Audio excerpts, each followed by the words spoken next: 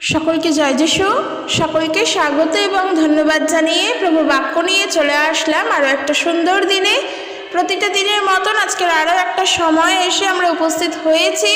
প্রভুকে সেই কারণের জন্য ধন্যবাদ দিই, কারণ প্রত্যেকটা সময় তিনি ভালো রেখেছেন, প্রত্যেকটা সময় তিনি সুস্থ রেখেছেন এবং এখনও পর্যন্ত আমরা ভালোভাবে আছি, ঈশ্বরের ইচ্ছা অনুসারে জীবনে চলছি। প্রভুকে সেই কারণের জন্য ধন্যবাদ দিই, কারণ আবারও বলবো আমাদের জীবন সত্যিই নামমাত্র। বাইবেল বলছে সেই কথা। প্রত্যেক দিনের কিছু না কিছু দুর্ঘটনা আমরা দেখছি, বিভিন্ন জায়গায় বিভিন্ন রকমভাবে দুর্ঘটনা ঘটছে, কিন্তু ঈশ্বরের প্রতি কৃতজ্ঞ আমরা এখনও আমরা বেঁচে রয়েছি সুন্দরভাবে। কোনো সমস্যা আমাদের জীবনে এখনও এত বৃহৎভাবে আসেনি যেখান থেকে আমরা হয়তো আর ফিরে আসতে পারবো না, কারণ সমস্যায় আসলেও সমস্যায় পড়লেও প্রভু সেই পথ আমাদেরকে দেখিয়ে দিয়েছেন। কারণ আমাদের জন্য সমস্ত দরজা বন্ধ হয়ে গেলেও একটা দরজা খোলা থাকে, যে পথ দিয়ে আমরা বেরোতে পারি, আর সেই দরজা ঈশ্বর খুলে রাখেন সকল সময়ের জন্য। তাই চিন্তা করো না, দুঃখ পেও না, কষ্ট পেও না। কারণ আমি যেই বিষয়টা আজকে বলতে চাই, যে যখন আমরা প্রার্থনা করব, আমরা কিভাবে প্রার্থনা করব, এই একটা বিষয় নিয়ে আমি আলোচনা করতে চাই। কিন্তু আমি তার আগে বলতে চাই, বিশ্বাসী ভাই বোনেরা যারা শুনছো, তোমরা বিভিন্ন রকমভাবে কমেন্ট বক্সে কমেন্ট করেছো, তোমরা বিভিন্ন রকমভাবে জানিয়েছো তোমাদের দুঃখের কথা। আমি দেখেছি তোমরা জানিয়েছো প্রত্যেকের পরিবারে কিছু না কিছু সমস্যা আছে, প্রত্যেকের জীবনে কিছু না কিছু সমস্যা আছে। তোমরা বলেছো, আমি দেখেছি, প্রত্যেকের কমেন্ট আমি দেখেছি। আমি একটা কথা বলতে চাই, যে জীবনে অনেক সমস্যাই আসছে, অনেক সমস্যাই আসবে, কিন্তু সেই সমস্যাকে অতিক্রম করে বেরিয়ে আসার যে পথ, সেই পথও কিন্তু প্রভুই খুলে রাখেন, সেই রাস্তা কিন্তু ঈশ্বরই দেখিয়ে দেন। তাই ঈশ্বরের ওপরে নির্ভরশীল থাকো। কিন্তু সমস্যাটা হয় কি, ঈশ্বরের পথে চলতে গিয়ে ঈশ্বরের দেখানো রাস্তা আমরা খুঁজে পাই না।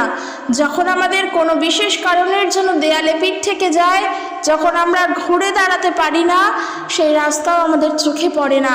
আর তখনই একটা সুযোগ আমাদের কাছে আছে, তা হলো প্রার্থনা করা। প্রত্যেক খ্রিস্ট বিশ্বাসীর জন্য বলছি, যারা যারা প্রভু যিশুকে বিশ্বাস করো তাদের জন্য বলছি, যে ঈশ্বরের কাছে প্রার্থনা করার যে সুযোগ, এই সুযোগ কিন্তু প্রত্যেক খ্রিস্ট বিশ্বাসীর মধ্যে আছে। এই পথ কিন্তু প্রভু খুলে দিয়েছেন। একবার চিন্তা করে দেখবে, যখন দেয়ালে পিঠ থেকে গেছে, তখন তুমি ঘুরে দাঁড়াবে কি করে? যখন তুমি অনেক নিজের জীবনের দুঃখের কারণের জন্য ভেঙে পড়েছো, তুমি ঘুরে দাঁড়াবে কি করে? এই নানান প্রশ্নগুলো তখন মাথায় আসে। কিন্তু একবারের জন্য কি চিন্তা করে দেখি, যে প্রভু তো আমাদের পথ খুলে দিয়েছেন, আর সেই পথ হলো তার কাছে জানানো।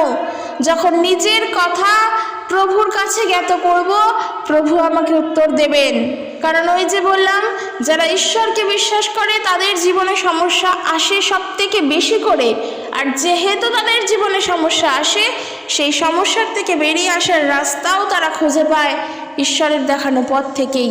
তাই আমাদের দরকার প্রভুর প্রতি বিশ্বস্ত থাকা, ঈশ্বরের প্রতি কৃতজ্ঞ থাকা। এই যে কৃতজ্ঞ চিত্তে থাকা, এই কৃতজ্ঞ চিত্তই বোধহয় এখন মানুষের জীবন থেকে হারিয়ে যাচ্ছে। কেন এই কথা বললাম? কারণ হয়তো আমরা এখানেও অনেক মানুষ আছি, আশেপাশের অনেক মানুষকে দেখতে পাই, যারা প্রভু যিশুর কাছে যায়, প্রভুর থেকে সাহায্য চায়। তাদের যে দুঃখ দুর্দশার দিন, সেই দুঃখ দুর্দশার দিন প্রভু যিশুর কাছে এসেই মিটে যায়। অর্থাৎ তারা যেই দুঃখের মধ্যে থাকে, হয়তো প্রভুর কাছে এসেই সেখান থেকে তারা উদ্ধার পায়। কিন্তু তারপর যেটা সব থেকে বড় ভুল মানুষ করে, তা হলো প্রভুর প্রতি কৃতজ্ঞতা বোধ তারা হারিয়ে ফেলে। কারণ একটা জিনিস জানবে, ঈশ্বর কিন্তু ভালো, তিনি পবিত্র, তিনি ভালো, তিনি সুন্দর, তিনি প্রেমময়, তিনি ক্ষমাশীল, তিনি কিন্তু স্নেহপরায়ণ, তিনি স্নেহবাৎসল্য। তার কাছে সমস্ত দয়া আছে, তার কাছে ভালোবাসা আছে। তার পরিবর্তন কখনো হয় না, তিনি অপরিবর্তনীয়, তিনি অপরিবর্তনশীল, তার পরিবর্তন নেই। কিন্তু মানুষ পরিবর্তনীয় হয়, মানুষ পরিবর্তনশীল, মানুষের মন পরিবর্তন হয়। ঈশ্বরের কাছে আসতে গেলে কৃতজ্ঞ চিত্ত আসতে লাগে। যখন তোমার কাছে সেই কৃতজ্ঞতার চিত্ত নেই, তুমি প্রভুর কাছে এসেও তুমি কিছু করতে পারবে না। কিন্তু তুমি আসো প্রভুর কাছে একটুখানি কৃতজ্ঞ চিত্তে, যেটা তিনি চান।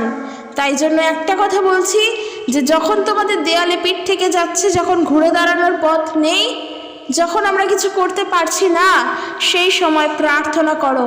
কারণ ঈশ্বরের সঙ্গে যোগাযোগ হওয়ার যে পথ, সেই পথটা তোমার খোলা।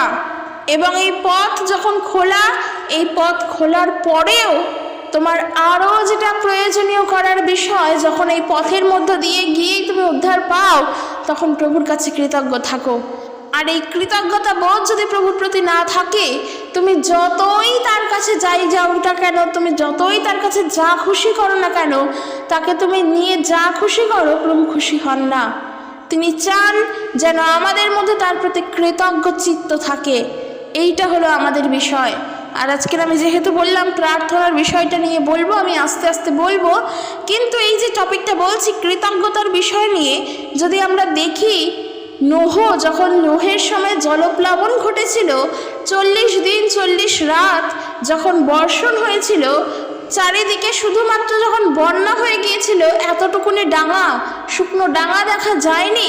ঠিক সেই সময়ের কাহিনী যদি দেখি, নোহের কাহিনী যদি দেখি, প্রভু যখন 40 দিন 40 রাত বর্ষণের পর পৃথিবীর ওপর দিয়ে এক বাতাস বইয়ে দিয়ে সমস্ত বন্যাকে থামিয়ে দিলেন, এবং ধীরে ধীরে যখন জল সরতে থাকলো, তখন সেই আকাশ থেকে অবিশ্রান্ত বর্ষণ বন্ধ হলো, এবং চারিদিকে আস্তে আস্তে ডাঙা দেখা গেল।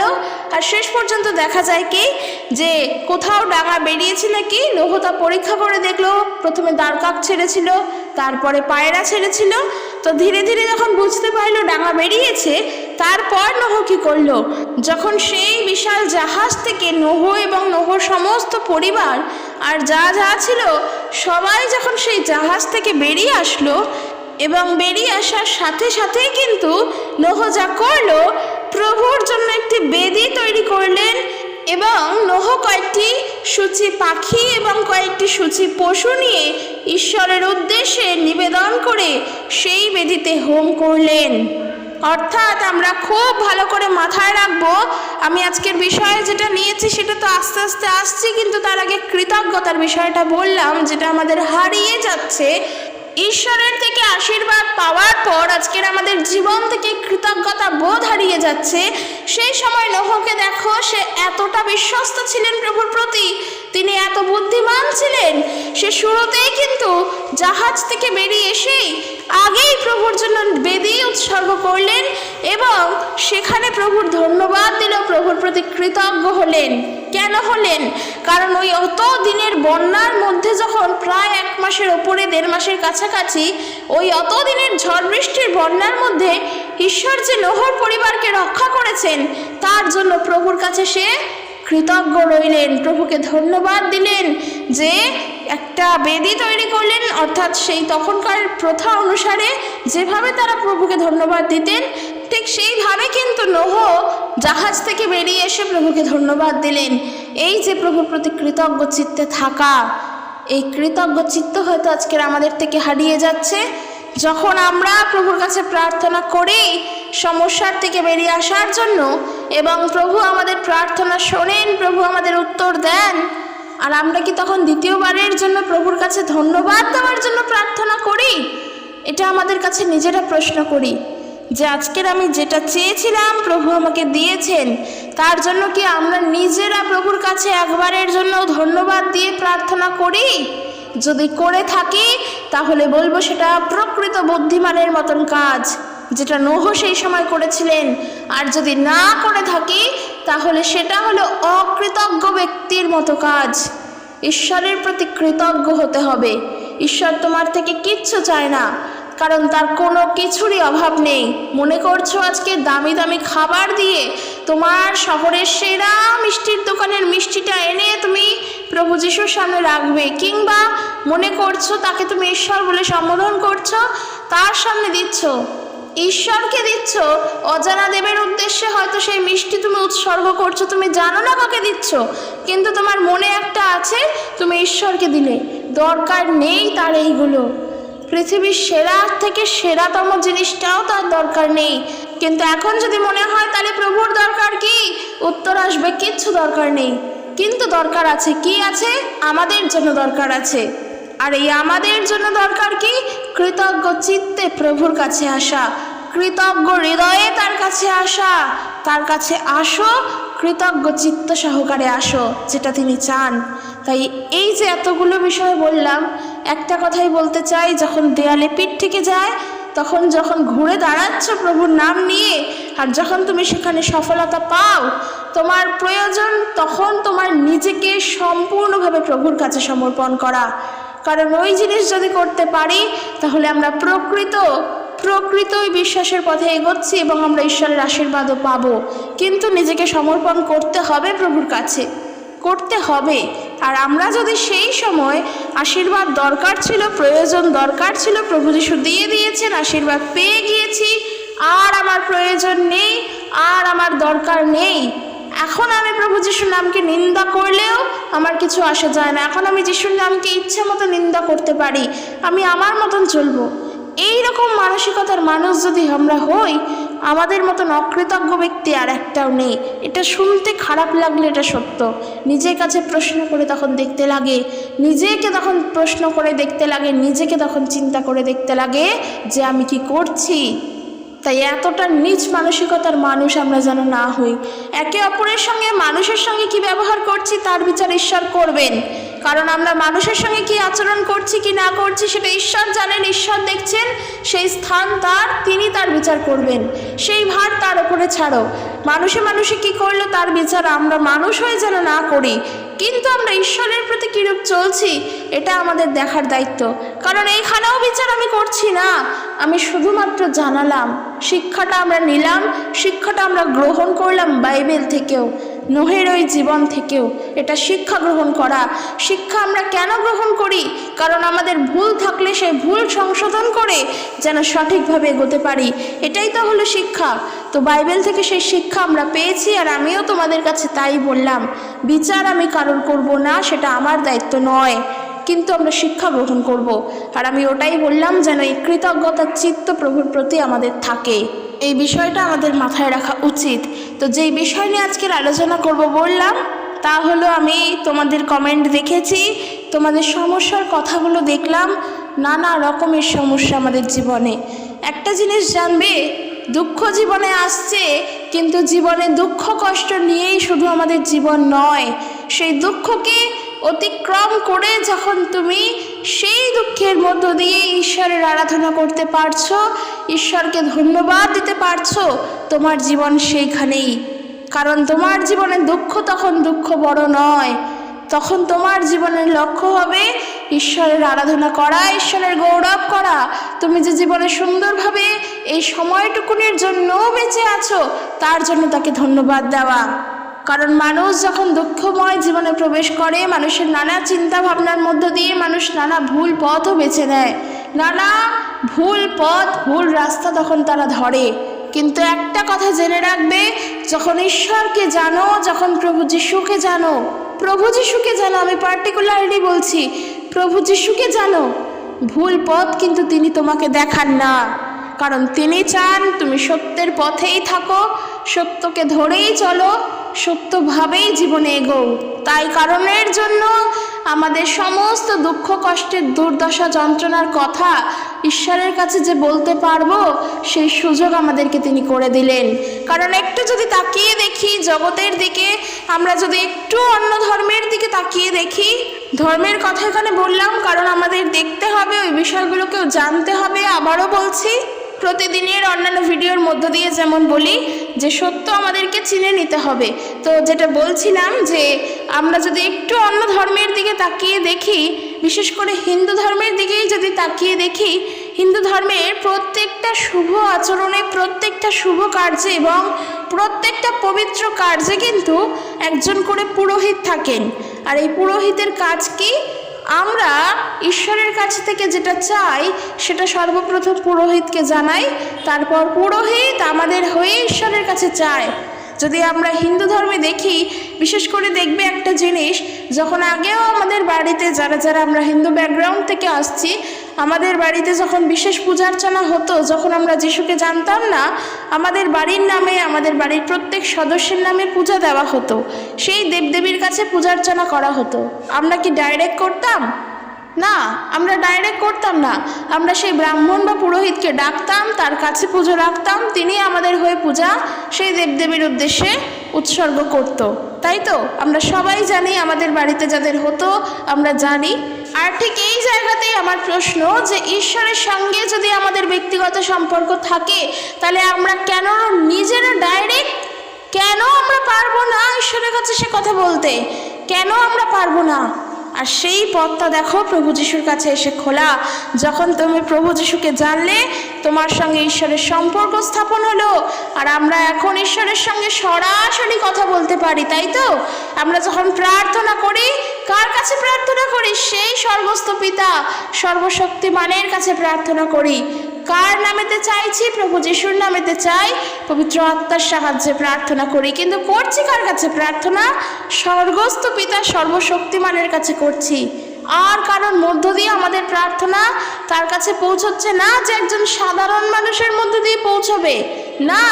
কারণ আমরা যখন প্রার্থনা করি, শুরুতেই বলি সর্বশক্তিমান ঈশ্বর তোমাকে ধন্যবাদ জানাই, কিংবা এই কথা বলি সদা প্রভু তোমায় ধন্যবাদ, কিংবা এই কথা বলি স্বর্গস্থ পিতা তোমায় ধন্যবাদ। অর্থাৎ আমাদের প্রার্থনাটা সেইভাবে থাকে, তার কাছে ডাইরেক্ট, ঈশ্বরের কাছে ডাইরেক্ট আমরা প্রার্থনা করি। আর আমাদের আত্মা তখন সেইখানেই শান্তি পায়, সেইখানেই আনন্দ পায়, যখন আমাদের কথা সরাসরি ঈশ্বরের কাছে পৌঁছয়। আর এইটাই বলছি, এত কষ্ট জীবনে আসছে আমরা চিন্তা করছি, এত দুঃখ জীবনে আসছে আমরা চিন্তা করছি। কেন চিন্তা করছি? ঈশ্বর আছেন, তার উপরে সমস্ত ভার রাখো, তোমার ভার তিনি নিয়েছেন। আর বাইবেল থেকে দেখো, বাইবেল পড়ো, এফেসীয় তার 6 অধ্যায় 18 পদ কি বলছে? সব সময় পবিত্র আত্মাতে প্রার্থনা করো, সব রকম প্রার্থনায় প্রার্থনা করো, তোমাদের যা প্রয়োজন সেই সবই জানাও, এর জন্য সব সময় সজাগ থেকো, কখনো হাল ছেড়ো না। ঈশ্বরের সমস্ত লোকেদের জন্য প্রার্থনা করো। ঈশ্বরের গৌরব হোক, প্রভুর বাক্য শিক্ষা দেয়, কখনো হাল ছেড়ো না। তোমাদের যা যা প্রয়োজন সেই সবই প্রভুকে জানাও, প্রভুর কাছে জ্ঞাত করো, প্রভুর কাছে বলো। একে অপরের কাছে না বলে, একে অপরে মিলে সমস্যার সমাধান না করে সেই প্রার্থনা ঈশ্বরকে জানাও। আমাদের চাহিদা যেন সত্য থাকে, আমাদের চাহিদা যেন সঠিক থাকে। আমরা প্রার্থনা করে প্রভুর কাছে জানাবো যে প্রভু, আমি যা করব তোমার গৌরবের জন্য। আমি যখন প্রার্থনা করব, আমি প্রার্থনার যদি উত্তর পাই, তাতে তোমারই প্রশংসা করব। তুমি আমাকে উত্তর দেবে, তুমি আমাকে সাহায্য করবে, তুমি আমাকে রক্ষা করবে। আমাদের প্রার্থনা থাকবে প্রভুর কাছে এরকম, কখনো হাল ছেড়ো না। কারণ প্রভু যিশু চান আমরা যেন সকল সময় তার কাছে প্রার্থনা করি, পবিত্র আত্মার সাহায্যে যেন প্রার্থনা করি, আত্মাতে যেন প্রার্থনা করি। কারণ আমরা যখন যাচনা করি, আমরা যখন চাই, হয়তো আমরা সকল সময় আত্মাতে চাই না, কিন্তু ঈশ্বরের বাক্য বলছে প্রভুর কাছে যখন চাইছো, সব সময় পবিত্র আত্মাতে প্রার্থনা করো, সকল সময় আত্মাতে নিবিষ্ট হয়ে প্রার্থনা করো, আত্মাতে স্থির হয়ে প্রার্থনা করো, নিজের হৃদয়কে স্থির করো প্রভুর প্রতি। প্রভু সাহায্য করবেন। এবং সমস্ত কাজ করার আগে প্রার্থনা করো, ঈশ্বরের কাছ থেকে জানতে চাও, তার কাছ থেকে উত্তর আগে চাও, তারপর কোনো কাজে হাত দিও। ওই যে আবারও বললাম, হয়তো এমনও আমাদের জীবনে ঘটতে পারে প্রভুকে ধন্যবাদ না দিয়ে অনেক কাজ করি, প্রভুর কাছে না বলেও অনেক কাজ করি, এবং সেই কাজে যে সফলতা আসে তা কিন্তু নয়। আমাদের অনেকের জীবনে এমন ঘটনা কিন্তু ঘটে। যদি আমরা এই জিনিসগুলোকে উপলব্ধি করতে পারি, তাহলেই আমরা শিক্ষা গ্রহণ করব। তার কারণ কি? যখন আমরা কোনো কাজের ক্ষেত্রে বেরোবো, আগে তাকে ধন্যবাদ দেব। কারণ ওই তো বলছি না, আমাদের জীবন অনিশ্চিত, জীবন কোথায় গিয়ে ঠেকবে, কি হবে কিচ্ছু জানি না, সত্যিই কিছু জানি না, ভবিষ্যতে কি হবে তাও জানি না। কিন্তু এইটুখানি জানি, আমার পিতা আমার সাথে আছেন, আমার ভার তিনি নিয়েছেন, তিনি আমাদের বাবা, আমাদের ভার নিয়েছেন, তার উপরে ভার রেখেছি। তাই সব কাজ করার আগে তার কাছ থেকে পারমিশন নেব, যেন আমি সেই কাজের দ্বারা তার গৌরব করতে পারি। আমার উদ্দেশ্য তার গৌরব করা, আমাদের উদ্দেশ্য তার প্রশংসা করা, আমাদের সমস্ত কার্যের মধ্য দিয়ে যেন তার প্রশংসা হয়। আমরা চেষ্টা করব এটাই। প্রভুর প্রতি দৃঢ়বদ্ধ হও। কারণ প্রভু যিশুর কাছে কিছু প্রার্থনা করছো আর উত্তর পাবে না, এমনটা কিন্তু নয়, সত্যি এমনটা নয়। কারণ এর প্রমাণ অনেক আছে। যারা সত্য হৃদয়ে সত্যভাবে প্রার্থনা করে, যদি তারা নতুন বিশ্বাসীও হয়, হয়তো এমনও আছি আমরা যারা নতুন বিশ্বাসী, আমরা জানি না কিভাবে কি চাইতে হয়, যেমন চলছে চলুক, যেমন হচ্ছে হোক, এই ধারণায় যদি চলি তাহলে অসুবিধা আছে। কিন্তু তুমি হয়তো আজকের একদম নতুন বিশ্বাসী, কয়েক মাস হয়েছে প্রভু যিশুকে জানো, এবং তোমার মধ্যে একটা চাপা ইচ্ছাই বলতে পারি, চাপা ইচ্ছে আছে যে তুমি প্রভুর প্রতি এগোবে। ঠিক আছে, তুমি যদি একদম সত্য সহকারে প্রার্থনায় নিবিষ্ট থাকো, পবিত্র আত্মার সাহায্যে প্রার্থনা করো, হয়তো পবিত্র আত্মার বিষয়েও জানো না, কিন্তু তুমি একজন সত্য বিশ্বাসী হয়ে উঠছো ধীরে ধীরে ধীরে ধীরে। তোমার একটা চাপা ইচ্ছা আছে, কিংবা তোমার একটা জেদ আছে, আমি প্রভুতে এগোবই, সে যে যেমনই বলুক না কেন। তুমি যদি এমন বিশ্বাসী হয়ে উঠতে পারো, তুমি পরবর্তীকালে ঈশ্বরের আশীর্বাদে পূর্ণ হবে, সত্যিই পূর্ণ হবে। কেন বলছি? কারণ প্রভুর থেকে চাইছে প্রভু দেবেন না, এটা হতে পারে না। প্রভুর থেকে চাইছে প্রভু ফিরিয়ে দিচ্ছে, এটা সম্ভব নয়। প্রভু দেন, তার জন্য নিজেকে সঠিক হতে হয়। আজকের আমাকে যখন বলা হচ্ছে যে তুমি তো নতুন বিশ্বাসী, তুমি দিনে অনেকবার প্রার্থনা করো, তুমি তার কাছে সত্যভাবে চলো, তুমি এইগুলো করো, তুমি বাইবেল পড়ো, বাক্য পড়ো, তুমি আস্তে আস্তে বেড়ে উঠবে, বৃদ্ধি পাবে। কিন্তু আমি কি করছি? সে যেই কথাগুলো বললো, সে যেটা আমার ভালো লাগলো সেটা আমি নিলাম, বাকিটা এখান থেকে বার করে দিলাম। আমি রবিবার করে চার্চে যাই, বাড়ি আসি, নিজের ইচ্ছে মতো চলি। তাহলে কি সত্যি কখনো আমি পারবো বৃদ্ধি পেতে? কারণ তখন আমি নিজের ইচ্ছা অনুসারে চলছি। তো ঈশ্বরের ওপরে নিজেকে কি রেখেছি যে তুমি আমাকে চালাও? এটা কি বলেছি যে তুমি আমাকে পরিচালনা করো? যখন বলবো যে তুমি আমাকে পরিচালনা করো, তখন তিনি আমার দায়িত্ব নেবেন। কারণ তিনি নিজে যেচে পড়ে তোমার দায়িত্ব নিতে আসবেন না। তা যদি হতো, তাহলে আজকে সারা পৃথিবীবাসীর মানুষ সবাই ঈশ্বরের পথে থাকতো। কিন্তু তা তো নয়। এখান থেকেই ভালো আছে, এখান থেকেই মন্দ আছে। তাই নিজেকে তার কাছে রাখো, নিজেকে তার হস্তে সমর্পণ করো। যখন প্রার্থনা করবে সেই মতন প্রার্থনা করো যেন নিজেকে প্রভুর হস্তে সমর্পণ করতে পারি। যদি আমরা প্রথম থিসলনিকীয় তার 5 অধ্যায় 16 পদ থেকে দেখি, সাধু পৌলের থিসলনিকীয় উদ্দেশ্যে একটা শেষ নির্দেশ এবং শুভেচ্ছা তিনি তাদের উদ্দেশ্যে লিখছেন, সব সময় সর্বদা আনন্দ করো, অবিরত প্রার্থনা করো, সর্ববিষয় ঈশ্বরকে ধন্যবাদ দাও, কারণ তোমরা যারা খ্রিস্টের সঙ্গে যুক্ত আছো তাদের বিষয় এটাই ঈশ্বরের ইচ্ছা। যখন প্রভু যিশুকে নতুন জেনেছ, তখন তোমার বিষয় জেনে নাও ঈশ্বরের ইচ্ছা কি, যেন সব সময় সর্বদা আনন্দ করা, যেন অবিরত প্রার্থনা করা এবং সর্ববিষয় সব কিছুতে ঈশ্বরকে ধন্যবাদ দেওয়া। কারণ তোমরা যারা খ্রিস্টের সঙ্গে যুক্ত, ঈশ্বরের ইচ্ছে এটা আমাদের জীবনের জন্য খুব গুরুত্বপূর্ণ বিষয়। এরপর কি বলছে? পবিত্র আত্মাকে নির্বাণ করো না, অর্থাৎ তাকে উপেক্ষা করো না। এরপর বলছে ভাববাণী তুচ্ছ করিও না, সর্ববিষয় পরীক্ষা করো, যাহা ভালো তাহা ধরিয়া রাখো এবং যাহা মন্দ তাহা হইতে দূরে থাকো।